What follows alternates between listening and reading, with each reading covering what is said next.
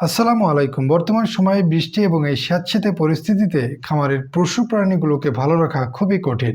বর্ষার সময় যেমন খামারে খাবারের সংকট হয়, ঠিক তেমনি মশা মাছির উপদ্রবও মারাত্মক হারে বেড়ে যায়। ছোটখাটো শেড হলে মশারির ব্যবস্থা করা যায়, কিন্তু বড় শেডের জন্য মশারি তৈরি করতে গেলে অনেক টাকা খরচ হয়ে যায়। আর এত টাকা খরচ করে মশারি দিয়ে প্রপার রেজাল্ট পাওয়া যায় না।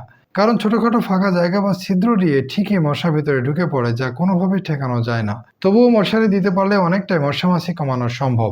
তবে আমরা এই মুহূর্তে মশারির পেছনে বড় অঙ্কের টাকা ইনভেস্ট না করে দেশি এবং ঘরোয়া কিছু টোটকা ইউজ করছি, আর দেখার ট্রাই করছি যে আসলে এটা দিয়ে মশা মাছি কমানো যায় কিনা। যদি এই উপায়ে মশা মাছি সত্যিই কমানো যায়, তাহলে খুব কম খরচে আমরা ফার্মে গরু ছাগলগুলোকে এই মশা মাছির উপদ্রব থেকে মুক্তি দিতে পারবো ইনশাল্লাহ। গতকাল বাজার থেকে আমি এই জিনিসগুলো কিনে এনেছিলাম, আজ ফার্মে এসে এগুলো রেডি করলাম। আমরা এখানে টোটাল 4টি উপকরণ ব্যবহার করেছি: কর্পূর, ন্যাপথলিন, তারফিন তেল এবং হুইল পাউডার। প্রথমে আমরা 1 লিটার পরিষ্কার পানি নিয়েছি এবং এই পানির মধ্যে কর্পূরগুলো গুঁড়ো করে একদম মিহি করে বোতলের মধ্যে দিয়ে দিয়েছি। এরপর 4টা ন্যাপথলিন নিয়ে সেগুলো গুঁড়ো করে পানির সাথে মিশিয়ে নিয়েছি এবং এই 1 লিটার পানির মধ্যে 3 মিলি মতো তারফিন তেল দিয়েছি এবং সর্বশেষ হুইল পাউডার দিয়ে ভালো করে বোতলটা ঝাঁকিয়ে নিয়েছি।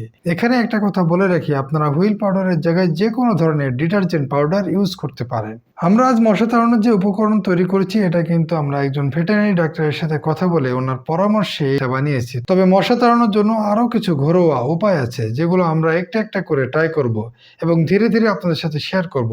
আসলে এক একজন এক একভাবে তার ফার্মে মশা তাড়ানোর ব্যবস্থা করেন। আমরা সবগুলো পদ্ধতি ট্রাই করব এবং প্র্যাকটিক্যালি দেখানোর চেষ্টা করব কোনটায় ভালো রেজাল্ট পাওয়া যায়।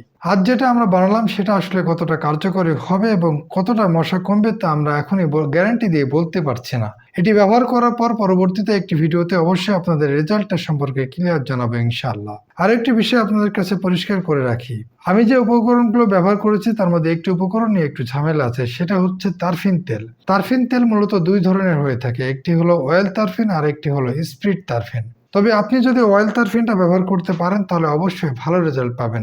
আমাকে ভেটেরিনারি ডাক্তার এটাই পরামর্শ দিয়েছেন। তবে আমার এই বাজারে আমি কোথাও এই অয়েল তারফিনটা খুঁজে পাইনি, তাই বাজারে যে নর্মাল তারফিনটা পাওয়া যায় ওটাই ইউজ করেছি। দেখি এটা দিয়ে রেজাল্ট কেমন পাওয়া যায়। তবে আপনারা যদি অয়েল তারফিনটা খুঁজে পান, অয়েল তারফিনটা ইউজ করবেন, ওটাতেই ভালো রেজাল্ট পাওয়া যাবে ইনশাআল্লাহ। আমাদের এই ছোট ছোট পরীক্ষার খামারে প্রতিদিনের ব্যস্ততা অভিজ্ঞতা আপনাদের সামনে শেয়ার করতে পারি আমাদের ভালোই লাগে। তবে অবশ্যই আপনারা আমাদের পাশে থাকবেন এবং আপনাদের মূল্যবান মতামত জানিয়ে আমাদের সাহায্য করবেন।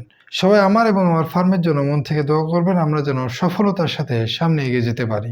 মনে রাখবেন, প্রকৃতিকে ভালোবাসলে, প্রকৃতির সাথে থাকলে আল্লাহ আপনাকে উজাড় করে দিবেন। আল্লাহ হাফেজ।